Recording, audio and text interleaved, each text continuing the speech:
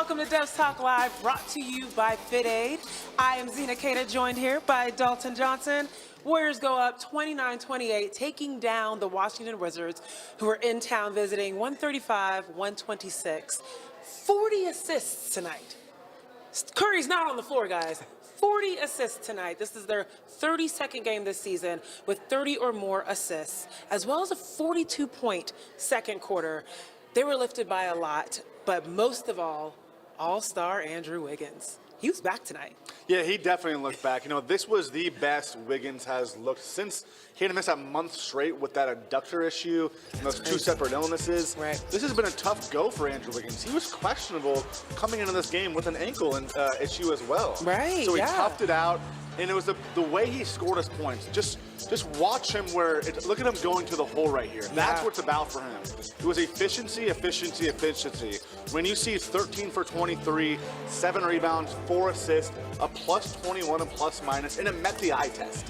That's what's impressive, right? So look at him. He's able to make the corner three right here, but he's also attacking a 7'3" Kristaps Porzingis, and that's what it's all about. So again, a very great overall game for Andrew Wiggins. This was hands down the best he has played in 2023. For sure. Easily. For sure. What I love about Andrew Wiggins is that when you know when he meets that eye test, it's when he's able to not only shoot outside, but he's making those post moves inside too. He's showing his strength and his versatility and the ability of his score. I mean, he's got a lot in his bag, and tonight we finally saw, I think, the game all come together for Andrew Wiggins. And yes, that one play when he went to the basket, that was the messiest play I have ever seen out of the Warriors. I mean, Jordan Poole fell twice, and then there was a tip out, all that, but yes, Wiggins cleaned it up, and I think tonight this was finally okay. He's back. Yeah, I mean, this is the player that they saw last year where it was like, okay, yes, this is all-star coming together, Wiggins. right? Exactly, where this was almost kind of like their missing piece post-Kevin Durant with that kind of wing who can play both sides of the ball. Right, yeah, that athleticism. Yeah, I mean, he can give you some three-pointers, 3 for 6 tonight. So, again, not trying to do too much. But I just love seeing the way he was going to the hole. I love seeing the way he was cutting in a timely fashion as well, too, right? So he was ready to put his body on the line, ready to kind of use that shoulder into someone's chest and get those 2 points, he was getting even physical. If he was going to the line or not, right? So that's the version of Andrew Wiggins that if the Warriors are going to kind of stack together wins out of the All-Star break, get any kind of momentum, this is a player that they need. I mean, when you're without Steph Curry, you know you're not going to have GP2 for a while. Right. This is the version of Andrew Wiggins. When you turn on the tape, you go, this is who you are. This is who you are. Remember that. Ooh. And that's kind of what they did, you know, at the beginning of the season, showing him kind of the playoffs, the rebounds. Hey, this is who you are. Don't forget it. This is what Steve Kerr can do again with Wiggins and go, this is who you are. Don't forget about that. Well, speaking of who also remembered their identity and showed up again, all-star level, especially in that first half, Klay Thompson. Klay Thompson, 20 points in the first half. And I think something you just mentioned, too, about thinking about the bounce and coming back and being able to understand what you're capable of. Seeing Klay Thompson not only put up the threes that we know he can take, but taking it to the hoop, right? And then also that two-handed jam, bounce. It's coming back. And this is exactly what you're mentioning about Andrew Wiggins. This is also what they need out of Klay Thompson. Yeah, I mean, again, we've seen so many nights where Klay lets it up, but for him to go to the hole like this, that, and he is excited about that. You know, you see the fist pump, the redirect right there with the three-pointer. But again, over and over again, we've seen three-pointers. But that right there, that's what we want. When he's jamming on the unicorn, that's when you know Klay Thompson is fully back, right? So again, we're talking about tape that Andrew Wiggins can watch. Same thing goes with Klay Thompson. It's not like he was, for the full 4 quarters, lining up from three-point range.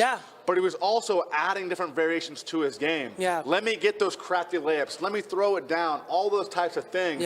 Where you go, okay, now I'm a 3-level scorer, and I can do this on a consistent basis. That's where Klay Thompson can find his confidence, not as a three-point specialist, but as an overall scorer. And that's so important because without his ability to score outside at the three, but also being able to take it in, it gets stale out there because he is a star. So the players are going to be looking at what is Klay doing? How can we set Klay up to shoot his three? But if he's only staying outside, they're also going to kind of stay outside, stay stagnant. So it's really important to be able to see him cutting through, being able to see him moving towards the basket, taking drives. jamming on the unicorn, all of the above. Like, they need that to be able to show, okay, movement's got to happen. We can't stay still. If Klay Thompson's moving, we got to be moving too. So I think that's super important, especially when you look at a Ty Jerome, a Jordan Poole, those two who are responsible for whether it's the starters or the second core unit to keep moving the ball. It's great to be able to have them come outside and see, okay, Klay Thompson's moving. Let me do my thing too. Yeah, there's been a handful of games where the Warriors simply get three-point happy. It's easy when you have Klay Thompson, Jordan Poole, Steph Curry, Andrew Wiggins, all these guys who are very much three-point threats.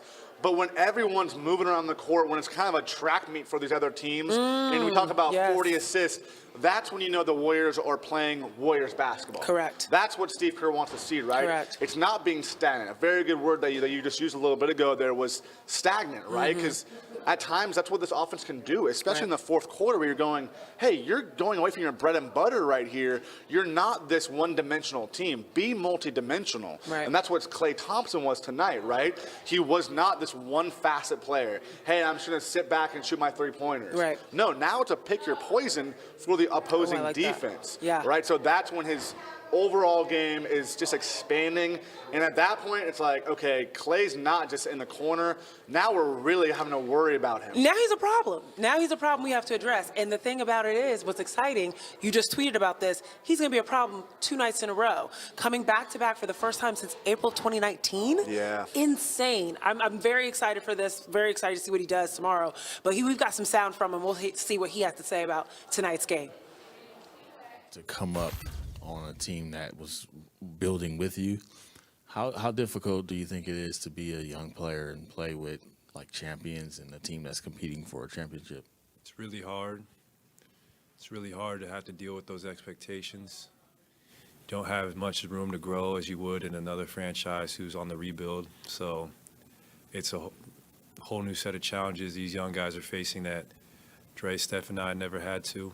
And we try to give them our best advice and just tell them what we would have done differently or what we did well at their age. And they all are great listeners and have so much potential. And they were ahead of us at that time because we weren't even in the NBA yet. We were still in college. So that's all you can do is be a great mentor. DiVincenzo's up to like 41-something% from three on the season. How big has he been? Not even just as a defender, but really kind of as a pretty high-volume shooter. Yeah. Dante's been great. I love his energy. I love his athleticism. I love his shot making. So that doesn't surprise me. He's got great form. That ball spins off his fingertips perfectly, and he's been incredible for us. And, I mean, look at Ty Jerome, what he did tonight. He plays with such great poise. And J. Michael Green, incredible minutes, incredible shooting. So our bench really won us that game tonight. You guys scored 55 points in the paint. Obviously, there's been discussions about sometimes not going inside, not shooting, not taking the layups. Was there a conscious effort tonight to go to the rim? I don't think so. I think we just take what the defense gives us. I mean, it's been working for 10 years, so I'm going to stick to the plan. But we definitely got some great looks at the rim, and every time we do that, the three ball is going to open up. How happy were you with that dunk? I felt great. I mean, just to go up there and throw it down with no hesitation, that's a great feeling. Nice. Thanks, guys. To watch him do it as well. Klay set me up perfectly for the next part of this conversation. The bench won us this game. Number one, JaMychal Green, 100% from the floor. 100%. He had a very tough defensive assignment tonight.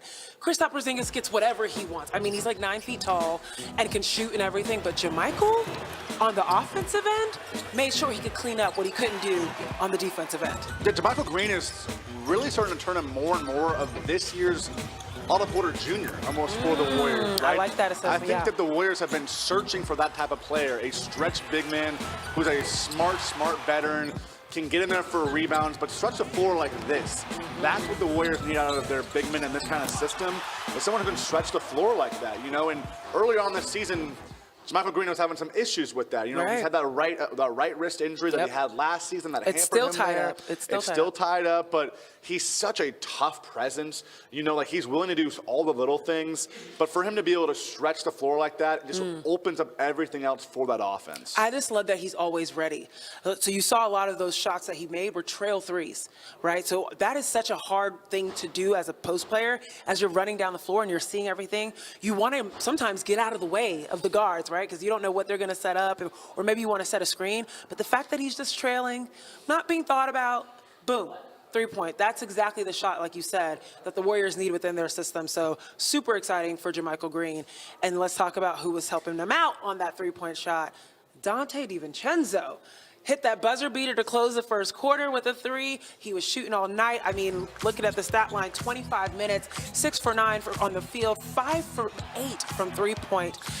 3 assists as well, and I should not take that away from Jermichael Green. He had 5 assists, so the assists were flowing all over the place. But Dante DiVincenzo, between the steals and the scoring, two-way player for sure for the Warriors. Yeah, his 5 3-pointers, as you can see, tied a season high.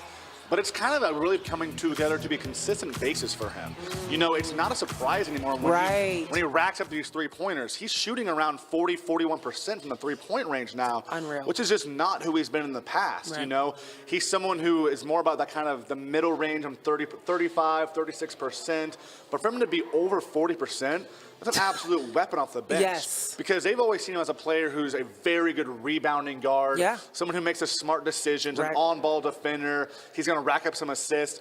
But for him to be able to be a scoring threat from beyond the 3-point line, again, I use this pick your poison kind of this kind of verbiage, but when you do it with the bench players, that's when you have an overall performance that's just hard to beat for any kind of team. It's true. He really did kind of come out of nowhere. I don't want to say come out of nowhere, but as a scoring threat off the bench, I always looked at him in the beginning of the season as that person that could kind of keep the second core unit calm. Yeah, steady Eddie. He was steady Eddie, exactly. He was someone that you could come in and just make sure that we're running the plays and we're rebounding and we're playing defense, you know, if you're on the team. Like, then now he's that person that you can count to get you some buckets off the bench. And that's super exciting for the Warriors for sure.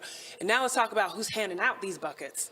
Ty Jerome, we just heard him in his post-game presser talk about, I'm not a dynamic scorer like Jordan Poole. So because I'm not a dynamic scorer, I can't be turning the ball over 2 or 3 times a game. 7 assists tonight, 1 turnover. Talk about efficiency. Well, and that's what he brings to this Warriors team, right? You know, Jordan Poole is that kind of spark, that sizzle player, right? And Ty Jerome's able to control the game. He knows himself. He knows his kind of game. He's like the king of the floater. He's really, really good at that. Because, again, he doesn't try to get out of his zone by any means. He can make 3-pointers.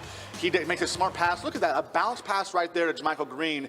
And it doesn't look like much in the box score, but it's those simple, efficient plays that lead up to wins. Right. I mean, you look at his assist-to-turnover ratio, and it's amazing for Ty Jerome. This is the kind of player that Steve Kerr trusts. Someone that they brought in very late, right before the season, and he said that he kind of really feels at home because Steve Kerr gives him the leeway as a two-way player to give him that kind of trust. Right. You know, so to me, Ty Jerome is very much a Warrior system kind of player. He's not going to try to do too much by any means. He's going to bring the game where it needs to be. You know, it's not going to be highs and lows with Ty Jerome. It's going to be more of a straight line presence. What I love, you talked about being at home. Ty Jerome just said that in his post-game presser, is that he appreciates Steve Kerr allowing him to be who he is, and he does feel at home in San Francisco because of that. He knows his identity. He knows what he's capable of, and to be a two-way player, being able to do the things that he's doing on his own, very, very much feels at home and feels safe to be able to do that. Speaking of people being at home, Chase Center got the young glove back in the building, and they were super excited to see him. Standing ovation all around for GP2. We're going to talk about him when we come back on Dubs Talk Live. Dubs Talk Live is presented by FitAid Clean Energy and Sports Recovery, the energy drink for athletes. FitAid Energy is naturally sweetened with only 15 calories, no sucralose, no aspartame, and no compromises.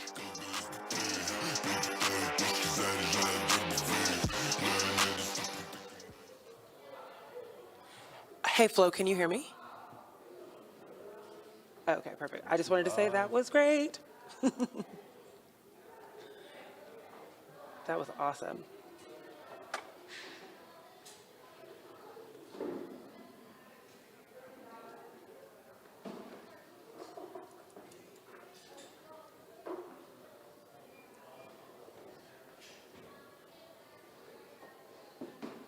Okay. For some reason, I cannot get my, okay, now it is. Here we are. I was like, where is my internet's been interesting here so far. But hello, everyone. What's up, YouTube fam? Great win. Oh, this is a throwback. Great win. Let's go, Dubs. All we need is Boogie Cousins. Ooh, I don't know about that. That's a throwback. 2019 was I still have a little sore spot for 2019, so let's just, But we will talk today about the buyout market and what the Warriors need. So hold that thought. We definitely want to talk a little bit more about that. Interesting. Oh, no, it's the same person. Travis Johnson is really campaigning for DeMarcus Cousins here. Dubs way is more effective when they attack the basket. Very true. Far more effective. I won't read the rest of that. But very effective when they attack the basket. And it's true. The second you attack the basket, you open things up. Mm-hmm. You allow defense to collapse. That allows shooters to shoot, and that's what you want. And I mean, they shot, over 56% from the field, 50% from three-point range. Yes. It just opens it up. When you're just going to camp and be predictable in three-point range, what are we doing here? Yep. It's a balance, and that brings the efficiency of the game overall. For sure.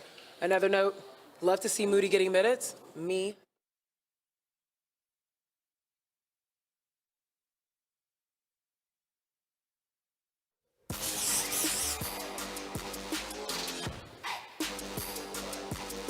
Young Glove is back in the building, and we're on Dubs Talk Live talking about it. GP2, after tons and tons of drama over the last week, over everything that's going on with Gary Payton. I know you and Karif talked about it on Saturday. There's still more talk about it today. Good news is he's not sitting in the stands with the executives. He was on the bench tonight, and the entire arena was super excited about that. However, he's not ready to play just yet. What's the update on Gary Payton? Yeah, Gary Payton II will be reevaluated in 1 month. Okay. So he's not going to do any kind of basketball activities right now. He's very off the court, rehabbing, and just trying to make sure that he's back to as close to 100% as possible, because the Warriors' goal is to have him back playing before any type of playoffs would happen. That makes sense. That's the goal right now, is make sure that he can get some run-in, get some games under his belt before the playoffs, because, again, it's a win-now move, and it's for the playoffs. That's what GP2 is here to contribute to. For sure. That was why it was so important, and why this was such a point of debate. Was he was brought here to play immediately, and he was playing in Portland. But now that he's here, you think about the impact that he had on the playoffs last year. Looking at the makeup of this team now, where do you see him fitting in when he is able to come back? Well, again, not to be too cliche, but he fits like a glove. Literally, seamlessly. Yes. The numbers don't lie. Truly, he was the best player with Steph Curry last season, with Steph's two-man lineups. They had like a 16.9 net rating, him and Steph together. Yep. He unlocks everything. He unlocks Steph Curry's offense. He unlocks Draymond Green's defense. When Draymond Green was at the 5 with GP2 on the floor, the Warriors had a 97.7 defensive rating last season. Wow. That is just absolutely shut down. Yeah. They were 56 and 27 overall between the regular season and the playoffs, including 9 and 3 in the playoffs when Gary Payton II appeared in games. So it's just the way he's so versatile. Yeah. He's 6'2", but he plays in the dunker role. He can guard multiple positions with an incredibly long wingspan. Yeah. So, they've put players in this kind of GP2 role this season between Dante DiVincenzo, Jonathan Kuminga, a little bit of Moses Moody, but it's just not what Gary Payton II is. So again, this is who they needed when healthy, and that's still kind of to be determined as the season progresses. Talk about a crazy storyline, and just what you just mentioned, how many ways the Warriors have tried to replace the glove. And just like you said, not everyone can fit it, right? Not everyone can fit and fill in those shoes. But that is such a high level of praise of that's how much he contributed to this team, whether it was the cutting ability of Jonathan Kuminga, whether it was, like you said, the screen and roll game of a Kevon Looney. He fits so many different talents within one role, and now he's back. And you could see his teammates are so excited. He fits so well within the system. So very, very exciting to see him come back. Another person that's going to be beside him who, of course, the Warriors fans and the team are very excited to come back, but it's going to be a while, Steph Curry. And you just wrote about his progression, and it's going to be a little bit of a time, right? And talk a little bit more about what you've learned about Steph Curry's coming back to the court. Yeah, Steph will be reevaluated after the All-Star break. Okay. You know, he's not going to play that first game back against the Lakers. Sure. The hope is that it's not too far after that. Okay. You know, right now he's not able to do basketball activities. He's, you know, right now kind of getting his strength, his conditioning back. Because it's a ligament issue, it's different than a bone or anything. You know, it's different than, like, his shoulder injury. They could kind of have a prediction about when he might be back. Okay. But this with the ligaments is kind of, you can check boxes as you go. And that's what's hard about having really like no timetable. Okay. I asked him what he first thought when he got that injury, like when he first felt that pain, and he was like, you know, I thought it was just a leg contusion, but a bad one. As you remember, after hobbling, they called the timeout, he goes to the bench, and he's like, all right, I'm gonna be able to kind of shake this off. Once he got up, he was like, nope, like this is something different. Like this is not what I've dealt with before, because it's just kind of that weird area. It's not the knee. It's not exactly like the ankle. It's kind of in between. We can maybe call it a high ankle sprain-ish. Yeah. So it's just kind of a weird, confusing injury that Steph has to be able to listen to his body and go day by day with this right now. And he's such a veteran that when something like that happens, he knows, right? That it's not something that he's dealt with ankle issues since he started at the Warriors. So he knows what is something he can come back from quickly and go right back in. And so obviously the doctors are doing their work, and Steph knows his body, trusts his body. It will be a little bit of a while before he comes back. However, there's some opportunity to fill some space pretty quickly. The buyout market is happening right now, and teams are taking advantage of it. We heard about Terrence Ross going over to the Phoenix Suns potentially. Reggie Jackson's out there. But when you think about what the Warriors need, thinking about potentially some wing defense, maybe some size inside, and you look at the potential buyout candidates available, anything come to mind? Yeah, I mean, I asked Bob Myers about this too. We're basically now with James Wiseman being traded, the Warriors don't have anybody over 6'9". So I basically asked, like, how does this affect, you know, the buyout market? Are they interested in size? And his answer really was, we're not going to add size just to add size. I don't care if he's 7 feet tall, 8 feet tall, it doesn't matter, It's right? gotta fit. It has to fit systematically within Steve Kerr's offense, within Steve Kerr's defense, right? So this is very much going to be a teamwork kind of decision with Steve Kerr, with Bob Myers. Right. And that's why I really think about someone like Kevin Love, because I think about a stretch big who can shoot the three ball, who can still has a knack for rebounds. Is he going to play great defense? No, probably not. But he's a very good passer as a big man, and that's what works for Steve Kerr. Whether it's an Andrew Bogut, whether it's a David West, Kevon Looney, they need that kind of big man. So that's kind of who I have my eyes on right now, is a veteran presence, stretches the floor, adds size, very good veteran passer in this system. You definitely need someone intelligent within the system, and Kevin Love would definitely fit that. Remember, Serge Ibaka's out there, DeAndre Jordan's also out there. Thinking about how that fits is very interesting. They have a lot of things to consider, but yes, buyout market's happening. We will definitely keep an eye out on that.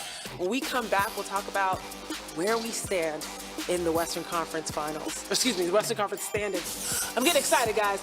All right, we'll be back on Dubs Talk Live, presented by FitAid. Dubs Talk Live is presented by FitAid Clean Energy and Sports Recovery, the energy drink for athletes. FitAid Energy is naturally sweetened with only 15 calories, no sucralose, no aspartame, and no compromises.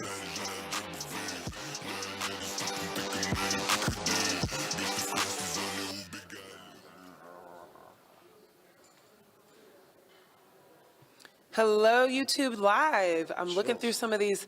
Yeah, you good? Yeah, I got the chills. You got the chills. I think it's because I said Western Conference Finals instead of just standings. Apologies. I just got a little, flashback. Got a little excited, guys. Don't worry. I love this. There's a ton of people talking about they're excited to see GP2 and DDV play defense together. that gives me chills. No, I mean, I asked Dante actually when we were in Portland, kind of like, the comparisons of the two. And really he tried to kind of end the comparisons, just being like, look, we're different players, different situations as far as the bench last year compared to this year. But like, you got to give Gary his flowers because he did so much for a championship team. Yeah. And like now, like bringing both of them together with the way that Dante's improved as a three-point shooter, it's going to unlock a lot of things. Yeah. Like, it sucks, obviously, that Gary can't play right now. Right. But, Andre Iguodala said a long time ago, June matters more than January. And that is this team's goal. Is June, right? And they've always won on wings around Steph Curry, around Klay Thompson. And Gary Payton II might not sound like a wing at 6'2". He doesn't have a position. Like, you don't call him a guard, don't call him a forward, don't call him a center. He's just a basketball player in Steve Kerr's system, right? That's a really smart way to put it because he's so flexible. You can kind of throw him into anything. And it's like Stretch Armstrong on a basketball court. Yeah, right. That's so good. That's so true. That's so true. And the thing is, even like being down in Santa Cruz, a lot of the players are like that too. They specifically work on making sure that all the players know every single position. As positionless as possible. And I feel like exactly, and I feel like that.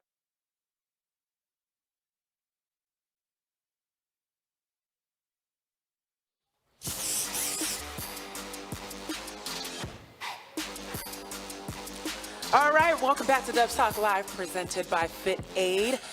We are talking about what Dalton just mentioned during our break. June matters more than January. And right now, it is a little convoluted in the path to June. Western Conference is absolutely stacked right now. It's just games 1 win away, 2 wins away. Literally, every day it changes. I know you talk about this all the time, Dalton. What are your thoughts right now on the Western Conference standings? That again, like we can talk show by show where we don't know where the Warriors are going to be. We look right now at the 9 seed. They have one more game that they want to finish strong before the break against the Clippers, who are a top 6 seed. Right. And that's what matters most, is that top 6 get out of the play and be a top 6 team. You come out of the break. You got the Lakers, then you got the Rockets, Minnesota, Portland, Clippers again, New Orleans, the Lakers again, OKC, Memphis. So it's west, right? So when you come out of the break, it's back into that kind of wild, wild west, and you need to be able to prove yourself, hopefully as close to fully healthy as possible against these kind of Western Conference teams. So getting that break is going to be big for the Warriors. Right. Coming out of it is going to be even more important. Right, and also this buyout market situation is going to be super important too, to see if the Warriors make a move, this helps them in that wild, wild west competition, being able to have a good showing in these incredibly important games going into the play-in. Yeah, we still don't know what the exact roster is going to look like, whether it be a buyout, whether it be the two-way contracts being converted. The two-way contracts still out there, GP2, a healthy Steph. So there's still a lot of question marks in what's been a wild Warrior season so far. For sure, for sure. Well, the Warriors are on the road. They're probably heading to the plane right now to get to the LA Clippers. They'll be playing tomorrow night. We will be back at Dubs Talk Live to talk about it after the game, so make sure you guys tune in. Have a great night.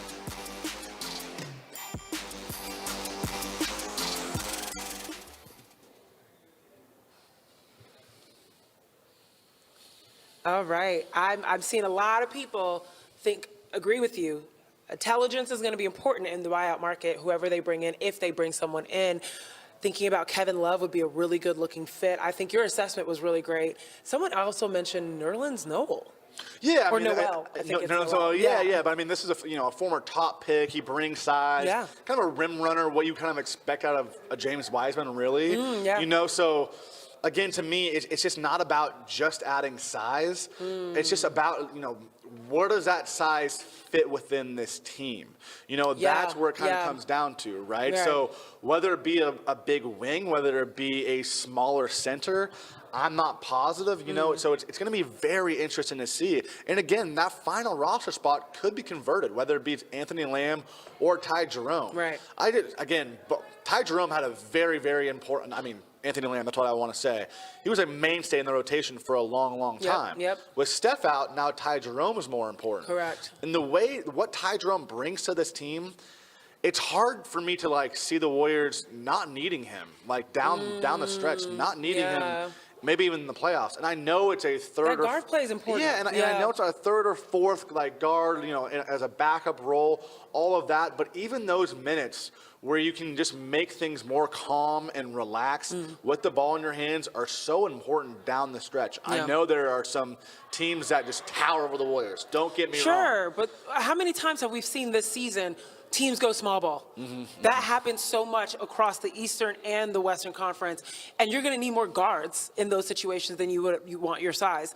I also am curious when it comes to size in general, being able to bring someone in that can play well off of the pick and roll and can do that split action really well. Because if you're going to be someone that can pop and score or be able to roll with good hands, and like you said, that's why I'm thinking Nerlens Noel with good hands, right? Being able to catch on the roll. And I just think that's going to be a really important key too, so that it's not always the guards having to create something off of the pick and roll, but they've got a target on the way. And I think that's, Anthony Lamb wasn't always that target for them on the pick and roll. Kevon Looney sometimes, right?